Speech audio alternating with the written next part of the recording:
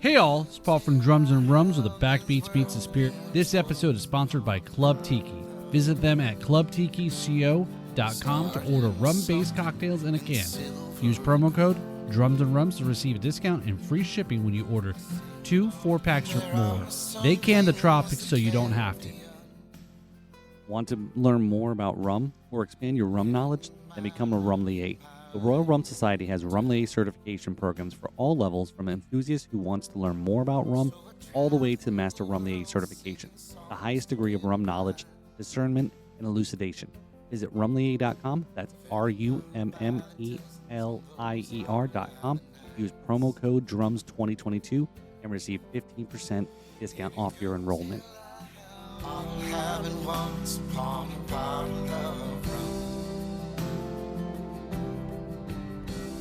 Hey all, it's Paul from Drums and Rums with the Backbeats Meets Spirits, and in this episode, I recap the 2022 Miami Rum Renaissance Festival. But before I do that, I wanted to first thank you for listening to this episode and any of the past episodes you may have checked out. We are planning on taking a brief break for the month of December as we recharge for 2023, produce some video content on our YouTube channel, and catch up on some stuff that 2 hurricanes postponed. Hope you enjoy our recap. So I'm back for year 2 of attending the Miami Rum Renaissance Festival. This event took place on the weekend of November 12th in Coral Gables, Florida. This festival is in its 13th year, and this year it was a 2-day event. Not only was there a grand tasting with many rum exhibitors, but a masterclass seminar as well. Also, it was great to see most of our rum posse. We'll talk more about them in a little bit. So, how much did it cost? Well, prices were comparable to the last year. So, for the grand tasting on the Sunday, it was in the $50 to $60 range. There were some discounts for early registration, as well as a deal if you were a couple, your spouse, significant other, etc. And anyone who's rum lovers, then you get like 2 tickets for a cut price. As well as the master class, which was on Saturday, was for $70. Now, where was this event? As I mentioned, this was in the Coral Gables area, aka Miami, if you're familiar. Day 1 was at the Hyatt Regency, where they had the seminar, and then day 2 was at the historic Coral Gables Women's Club. So day 1 was the master class with the West Indies Rum Distillery. If you are a rummer, then you most likely know of them. Or if you don't, that's fine, because I'll tell you a little bit about them.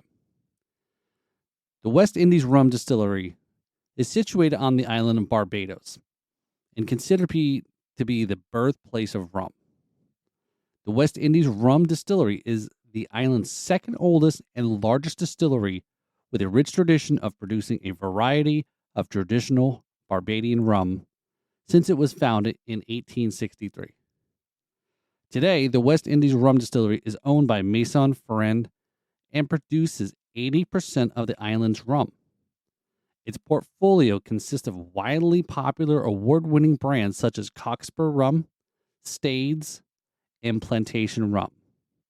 The West Indies Rum Distillery produces rum for all of the bottlers in Barbados and a handful of other foreign companies. The seminar consisted of 3 parts, and it was led by Maison Ferrand owner and master blender Alexandre Gabriel, Don Ben, West Indies Rum master distiller, and Gabrielle Hines, West Indies Rum Distillery quality control. Part 1 was cane culture and fermentation. We begin an in-depth look at the seminal West Indies Central Sugarcane Breeding Station, one of the 2 oldest sugarcane breeding institutions in the world, with a continuous breeding program since the rediscovery of seedlings in Barbados in 1888. The key to developing desirable flavor profiles in rum production begins in the fermentation process.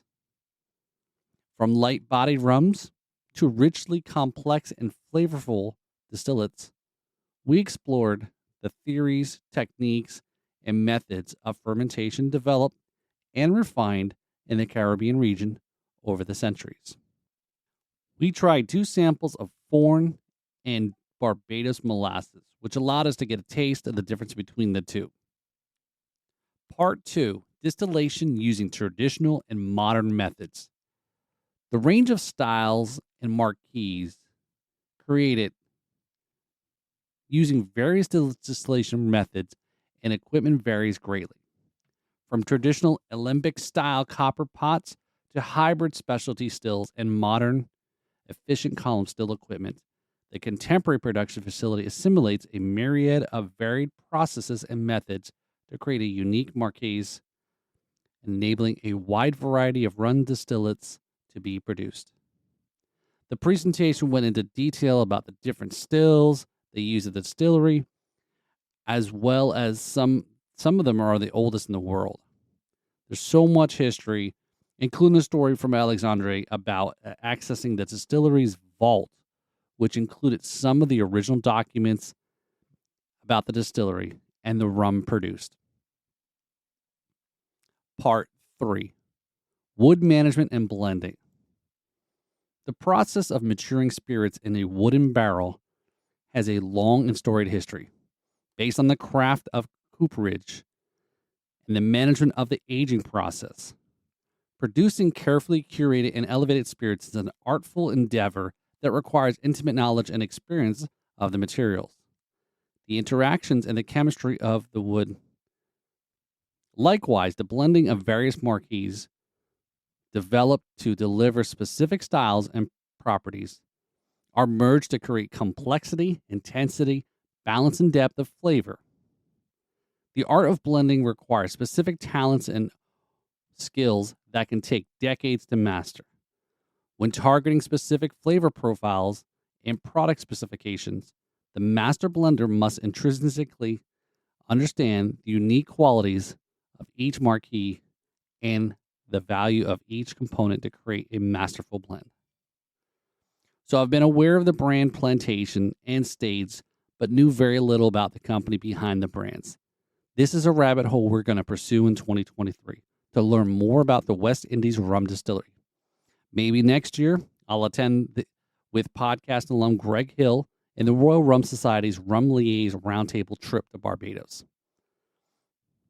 And then to wrap up day 1, the Rum Posse ended the night with a private tasting with Just Rum, where they shared some of their newest releases, including their Queen's Share.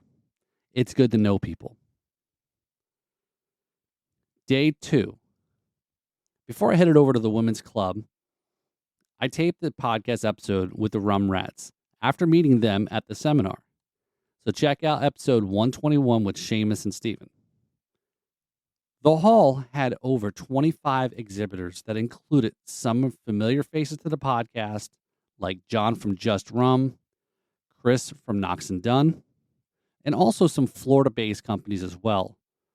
Revenge Rum, Everglades White Lightning, and Papa Pilar.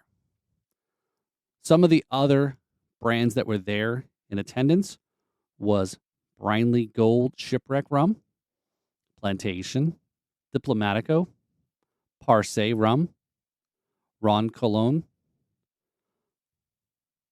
Coco Rum, Bourbon Court, Copapali, Cane Rock, Ron Barcello, Ron Del Barrillo, 10 to 1, Stades, St. James, Tandway, and Pusser's Rum. Also, I got a chance to meet the legendary Don Pancho and try some of his new rum coming out early in 2023. So the Rum Posse. The Rum Posse includes Nia from My Rum Diaries, Jami and Rashawn from Ready Set Rum, Roger and Robert from Just Drinking, and the River Pirate, Jason. If they sound familiar, most of them are podcast alums, and we get together virtually or in person as much as possible. So if you like rum, then you'll like their YouTube channels. We support each other by collabing or sharing each other's videos and content. So in conclusion, why should someone go? Well, you get a chance to try some rum not typically found in your local liquor store.